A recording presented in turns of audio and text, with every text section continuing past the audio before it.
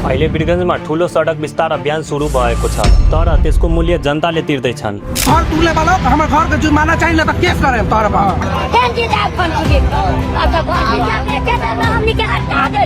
हाँ 24 घंटा भी ना दिला कि मधेसी के साथ हरदम विभेद करे के राज्य के धंधा ही बा।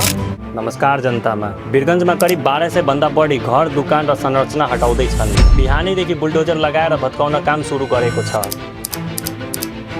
मान्छेहरू रातभर सामान सार्न बाध्य छन्, तर समस्या के हो भने स्थानीयले भन्छन् उनीहरूलाई 24 घण्टा पनि दिएन।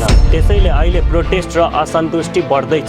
तर के यस्ता विकासले जनताको जीवन सरल बनाइयो त? अहिले त झन् गाह्रो बनाइरहेको छ, किनभने बिहान 5 बजेदेखि बेलुकासम्म बत्ती र इन्टरनेट काटिएको छ। तर यति मात्रै होइन, पानीको समस्या, बजार प्रभावित र बजारी क्षेत्रको डेली लाइफ डिस्टर्ब भएको छ। साधारण मानिसको जीवन पनि अहिले अस्तव्यस्त भएको छ। डिमोलिसन सजिलै गर्नका लागि नेपाल पुलिस, आर्मी पुलिस र म्युनिसिपल फोर्स तैनात गरिएको छ। यसको मतलब स्थिति सामान्य देखे पनि ग्राउन्डमा अझै टेन्सन छ। एकतिर विकास भइरहेको छ, अर्कोतिर मान्छेहरू डिस्प्लेस्ड भइरहेको छ।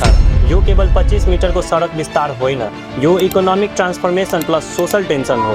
यदि यस्तो अवस्था लामो समय चल्यो भने वीरगञ्जको व्यापार प्रभावित हुन सक्छ, किनभने वीरगञ्ज नेपालको सबैभन्दा ठुलो व्यापारिक प्रवेशद्वार हो। यदि वीरगञ्ज अस्थिर भयो भने सम्पूर्ण नेपालको अर्थतन्त्र प्रभावित हुन्छ।